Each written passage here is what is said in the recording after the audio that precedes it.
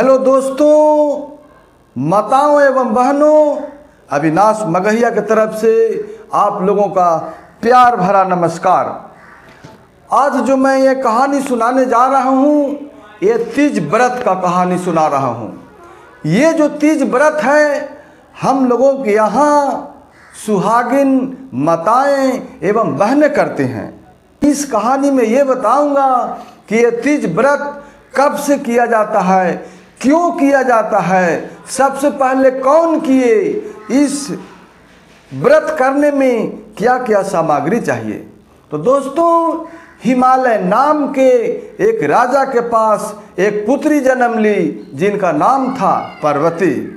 ठीक है,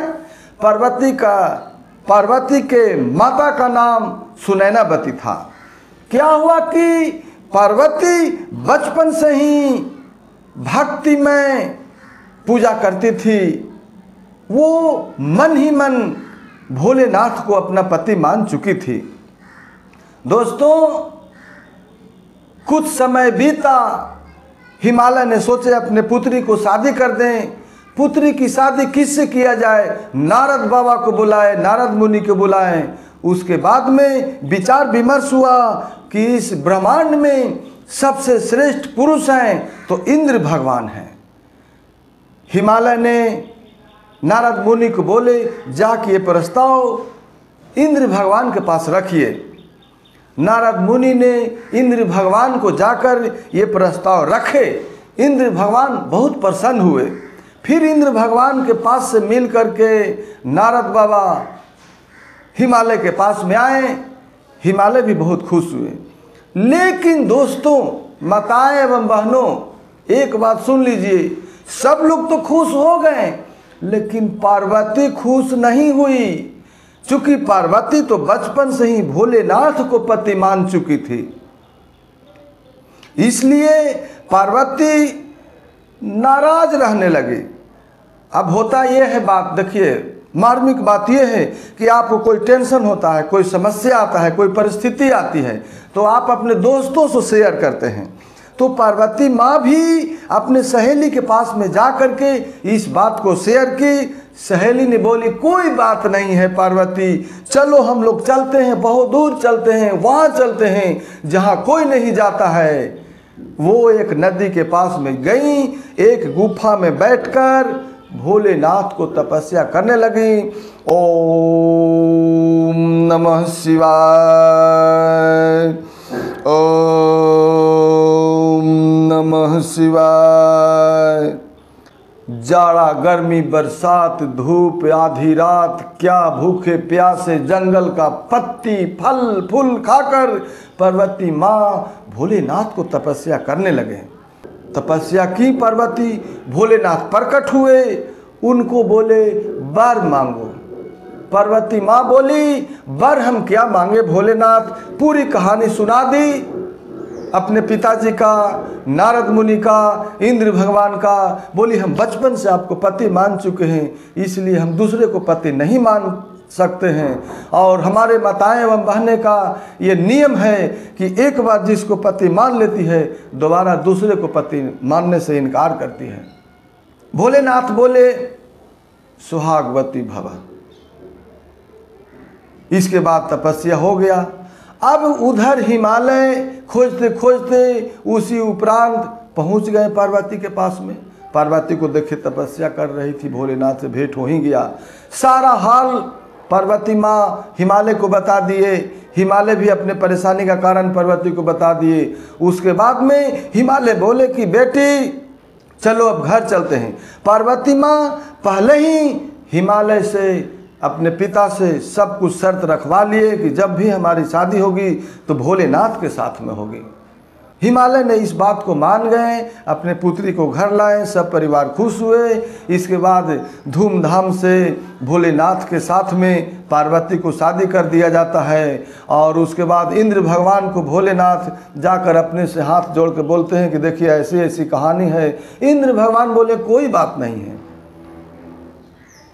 हाँ, एक बात और, इस बात को, इस तपस्या को नारद मुनि बीच में ही देख लिए थे कि पार्वती तपस्या कर रही है भोलेनाथ को पाने के लिए। जाकर भोलेनाथ को बोले, भोलेनाथ एक पार्वती नाम की लड़की है जो आपसे शादी करने के लिए तपस्या में लीन है, खाना पीना नहीं खा रही है, आपसे शादी कर ही के रहेगी। भोलेनाथ सोचे ऐसी बात है तो हम खुद जाकर उसे हम परीक्षा लेते हैं, सही तपस्या कर रही कि गलत कर रही है। एक दिन भोलेनाथ खुद साधु के रूप में आए और पार्वती से मिले। पार्वती बोली जब ही हम करेंगे तो भोलेनाथ से ही शादी करेंगे, अन्यथा हम प्राण को त्याग देंगे, दूसरा किसी से नहीं करेंगे। भोलेनाथ ने साधु के रूप में थे, बोले अगर आप भोलेनाथ से शादी करेंगे तो रहने को घर नहीं है उनका, खाने को कुछ नहीं है, पीने को जहर है, न ओढ़ना है न बिछौना है। फिर भी पार्वती बोली कुछ नहीं रहे, जब भी हम शादी करेंगे तो भोलेनाथ से ही करेंगे। भोलेनाथ भी समझ गए कि अभी हठ कर चुकी है, भोलेनाथ को पति मान चुकी है। साधु भी आशीर्वाद दिए, जो मांग रही हो सो पाओगी। ये कहानी हो गया। भोलेनाथ साधु के रूप में आके पार्वती को जान ही गए थे, शादी ब्याह सब हो गया। अब कहते हैं कि इस तीज पर्व को कब से मनाया जाता है, तो उस दिन से मनाया जाता है जब पार्वती माँ नदी के किनारे गुफा में गई थी। उसी समय भोलेनाथ के एक बालू का मूर्ति बना करके और पूजा आराधना कर रही थी। वो दिन था भादो के तृतीया शुक्ल पक्ष, जो इस बार 2024 में 5 सितंबर को नहाए खाए और 6 सितंबर को लोग माताएं एवं बहनें भूखे रहती हैं। शाम में भोलेनाथ के पार्वती के मूर्ति बना करके पूजा करती हैं। अगर मूर्ति नहीं बना सकती हैं मिट्टी को बालू को, तो एक कैलेंडर ले आती हैं, फोटो ले आती हैं भोलेनाथ और पार्वती माँ को, और उस पर पूजा आराधना करती हैं। अब पूजा आराधना करने की क्या सामग्रियाँ होती है जो मैं बताता हूँ।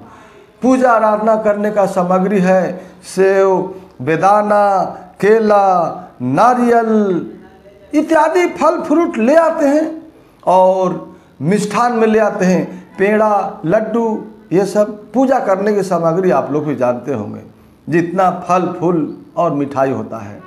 अब मैं बताता हूँ कि ये व्रत करने से हमारे माताएं बहनों को क्या फ़ायदा होती है।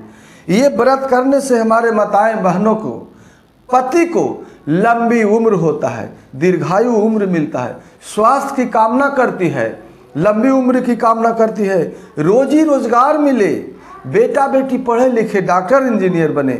ये भोलेनाथ और पार्वती माँ से ये कामना करती है और ये फल मिलता है। और दोस्तों वीडियो अच्छा लगे तो इस वीडियो को आप लोग शेयर करें, सब्सक्राइब करें, और एक घंटी लगा हुआ है ऐसे बेल घंटी जिसको कहते हैं, उसको ऐसे दबा देंगे तो मैं जो भी वीडियो बनाऊंगा आपके मोबाइल में जाता रहेगा। धन्यवाद। भोलेनाथ आपके ऊपर कृपा बनाए रखें, पार्वती माँ आपके ऊपर कृपा बनाए रखें।